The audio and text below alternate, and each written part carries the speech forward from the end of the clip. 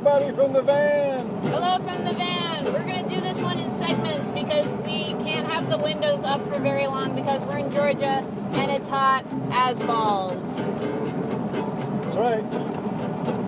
We're screaming through this countryside of Georgia, heading down to the Gulf of Mexico.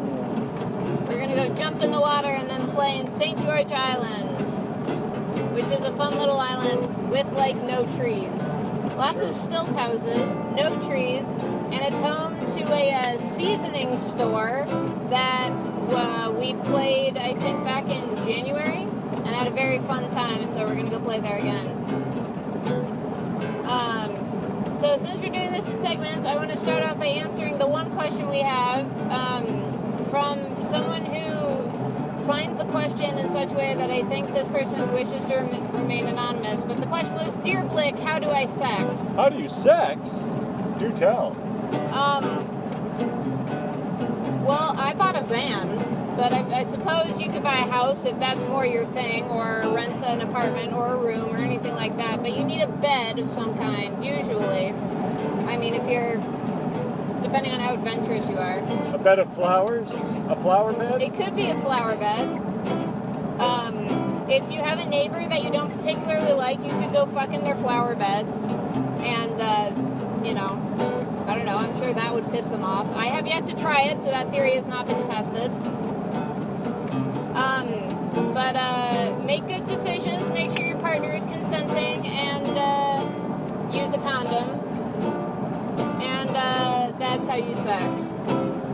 I'll let you find a nice girl that can teach you how to sex. Girl? Or boy. Okay, yeah. Individual or person or in between. It's a little gender specific. You can. For sugar still. I mean. I think you could find an inflatable toy if you want to. That's not nearly as much fun. Anyone in the human species over the age of 18 that wants to have sex with you can teach you how to sex. Okay, yeah. Consensual is good. I like that. Yes. That's good. And, you know, it's a free and equal sexual world. I think you should be able to be, you know, any gender you want to be. Yes. Or non-gender. It's not binary, right? No, it's more of a...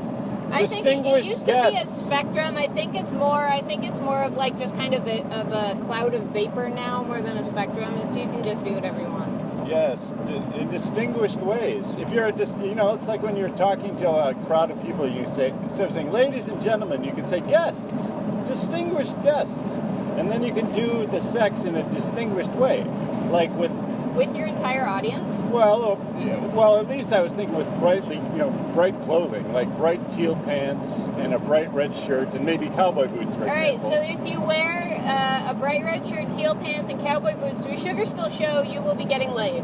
Oh, nice. Apparently that's the new promise. And a chicken in every pot, a giant chicken in every pot.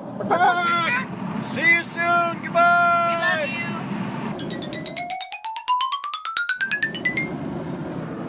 Again. Hello.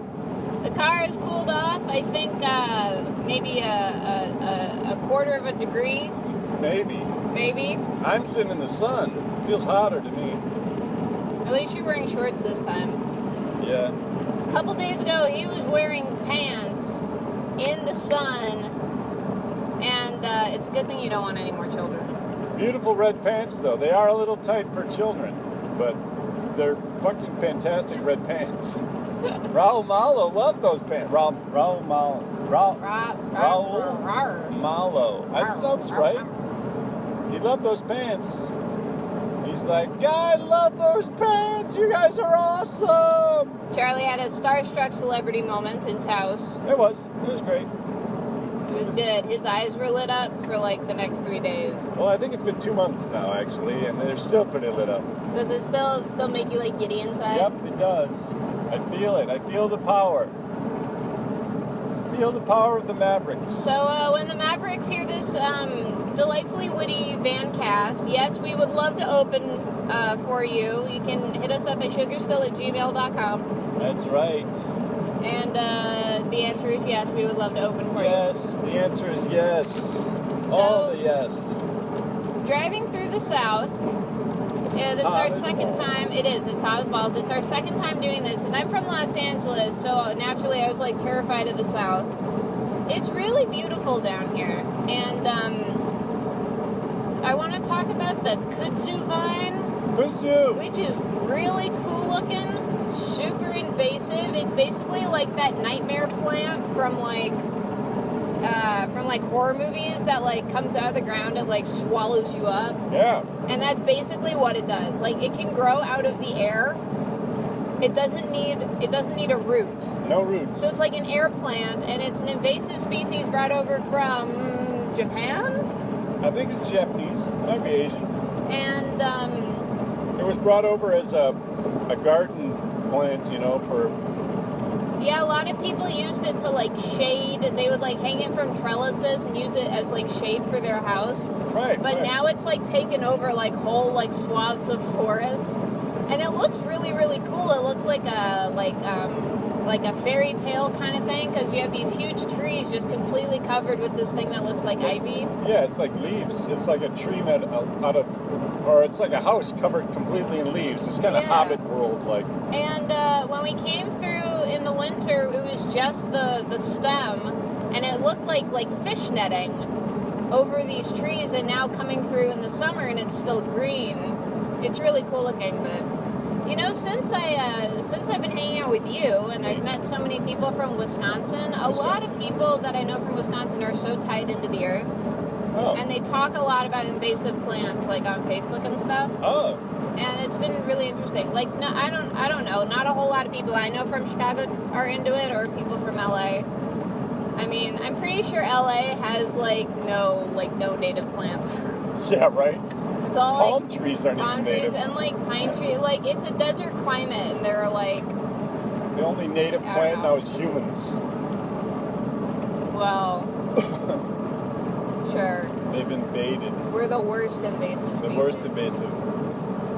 Yeah, I suppose I grew up pulling sweet clover out of my backyard. My mom made us pull sweet clover. The most invasive, horrible plant in the Midwest. Really? Oh man, you see it on the side of the road. Don't cows eat it though? No, that's the thing. Cows hate it. Oh. It's the huge tall ones. They turn yellow in the late summer. Sort of looks almost like a giant asparagus plant, but it's just completely indestructible. You can't break the stems; they're completely indestructible. We had to pull them out by the roots for 3 summers in my mom's backyard because she was building that naturalist garden, with all indigenous wildflowers in our backyard. Right, Wisconsin woman That's right. Tied into the earth, yeah. Yeah. So yeah. Whenever we go to a state park or a national park, and I go up to a sign, like a welcome sign, they usually have posts about invasive plants and the new invasive plant that's in their region, Oh, yeah, and they say, if it's 60 or closed, please just pull it off, don't track it through the entire park. Yeah, well, yeah, like on Devil's Tower, they don't want they're being really careful about climbers going up and down Devil's Tower, like rock climbers, with seeds on their boots, because it goes up on top of the rock, and then you can't get rid of it, because no one can get up there again, and it starts to fan out over the rock, and they can't get rid of the stuff. Just one example. Yeah, can you imagine some guy hanging from his fingertips from a ledge, and his friend going, hold on, you gotta see it on your boot. I gotta hold on for 2 seconds. And where's he gonna put it? Is he gonna put it into a plastic bag in his pocket so that he can get it off the mountain at that point? I don't know, it depends how prepared they are. I suppose. Depends if they did Boy Scouts or not. Boy Scouts. I think they should have a program it's not like Boy Scouts or Girl Scouts, it's just Scouts. And it's survivalist, camping training. Right. I'm sorry, I did Girl Scout, I did brownies for 1 year. Yeah. And it was the lamest shit. It was so lame. It was like scrapbook. I wanted to go camping and learn how to build a fire and do all those things. They teach you how to make dolls and brush the hair and Barbies. Seriously, and we finally learned how to use like a pocket knife. And I'm like, fuck yeah, my dad, taught me how to like whittle a stick, like all, he taught me how to properly handle it and like all these things. We had to whittle soap bars, not sticks. No, soap bars, yeah. And it was you know how to clean fish and kill fish when you catch them and stuff. Yeah, right. Like I wanted to learn like more of that stuff, but it just like it's like I don't know. We did get to sell cookies though. You have to sell cookies. So I think we can combine cookie sales with like survivalist training and civics lessons, so that you learn like how to actually run self-governing systems. Yeah, for when you build your like Utopia. out in the middle of nowhere, when you build your like compound with your survival skills and your native plant gardens and all these things, you can learn how to. I think that's a great idea. I think so. It combines like outdoor training and like basic government civics lessons. Yeah, how to run a group. Yeah, I think democratically. I think that's a totally solid plan. Building consensus. That's where all of our new funding should go for our schools. What else were we talking about? Oh, the sitcom. Yeah, so we just put a lot on our plate today. So apparently we're going to start this Scouts. Hey, they're going to steal this. If you can't put the sitcom on here, they'll steal the idea. No, I love it. So we were going to write a sitcom about all the people that like live at extended stay motels. Because the one that we're in now in Columbus, Georgia, is just, I mean, like, everyone there is like, wonderfully nice, and everyone's very sweet, but seriously, they're, like, characters out of a sitcom. It's been wonderful. Well, I mean, I think the point that I took out of it is that it is a good situational comedy scenario. You've got the place that you could, it's sort of like, Barney like Miller's. Cheers. Yeah, Cheers has got the bar. Barney Miller had the police station. It's got a place, it's a sense of place. Just like a hospital or like Casino was built in a Las Vegas hotel. This could be built in, it's much more blue collar. Yeah, who's in TV writing that we know? Well, Callie.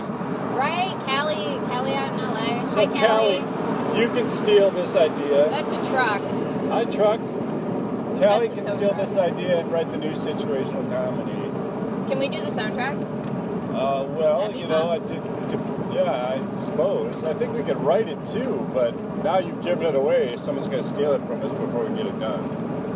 So, that's just I the way it believe in goes. sharing creative ideas. Yes. Take it to the hoop. Yeah. I mean, we say we're going to write it, but it's so hot, we're probably going to, like, I don't know, take a nap.